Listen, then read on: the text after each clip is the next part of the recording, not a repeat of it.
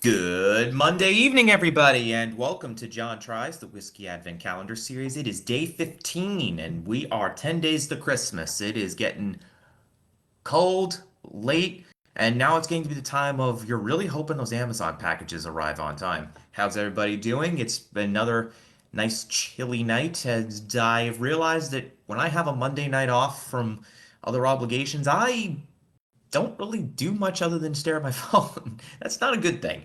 But I do drink whiskey, and that's what we're going to do tonight.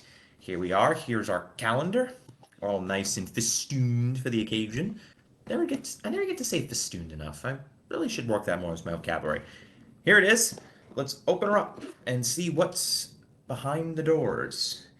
And we have, oh, look at that, day 15 right there on the third row. We still haven't completed a full row yet. How about that? But here we go. Open up the drawers, shut the door, shut the case up, and let's see what we got. Well, I already know it's going to be, and the whiskey of the day is. All right, it's the 25-year-old Glenfarclas, which I think is the one whiskey that Fraser Crane drank. 25-year-old at 43%, a nice classic Scotch label, and a really good label, I may add. They do a really nice job. It's never really, it's always really nice.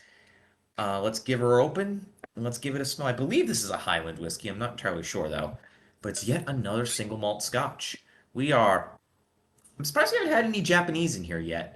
Usually there's one or two, but we've had Irish, we've had a rye, but we've not had any Japanese. I'm very surprised by that. But let's see what we got here. And oh yeah, we're getting those classic orange colors, that nice tan. The smell? Oh yeah. Oh yeah, we got nice candy orange, Bing cherry, a little bit of marzipan in there as well. Ooh, sugar cookies. Just a nice hint of barrel age. Yes, Glenfarclas 25-year-old Scotch. It's always nice to have a nice 25-year-old Scotch, and of course I say that I think I've been having that multiple times in 1 month. That's always fun.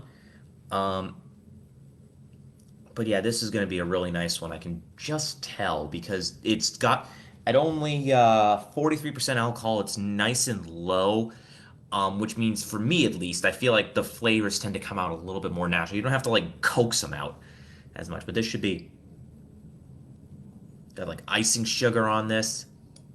It's almost desserty, but not quite so. Like it's just has this nice, well-rounded smell to it. Really nice, really classic. Just this is the kind of thing that when you imagine drinking a scotch, this is like that. And sometimes the basics really are, if you can do a basic really well, there's really nothing like it sometimes. And I think this is one of those circumstances that applies. Let's give it a taste.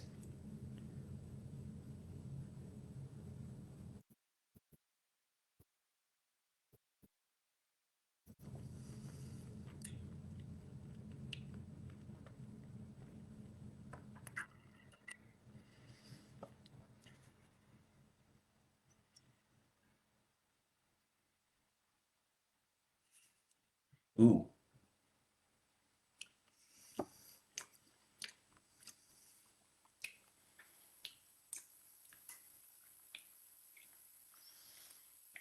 Mm. Again, classic flavors. Cherry, orange, vanilla, a bit of lemon, a finish of nutmeg, toffee, a nice sort of lingering mild finish, which is very nice. It definitely makes you want to keep coming back. This is very delicious indeed.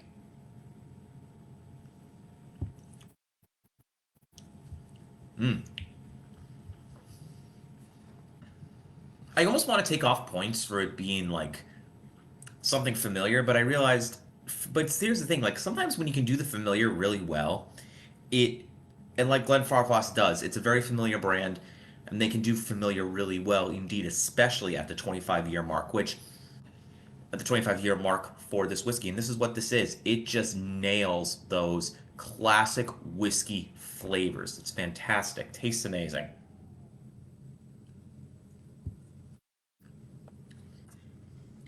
And does exactly what it needs to do, which is important. I mean, you want that just great flavor, great taste, nice rounded finish, and a bit of sweetness on the back end as well. It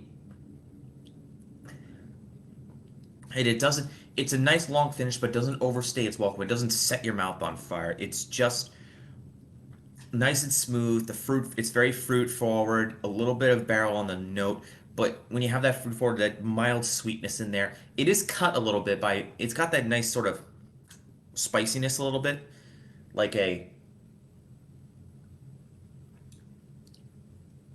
nutmeggy spiciness, but it has this sort of like creamy, velvety mouthfeel to it, and it cuts it and keeps it really plain sailing.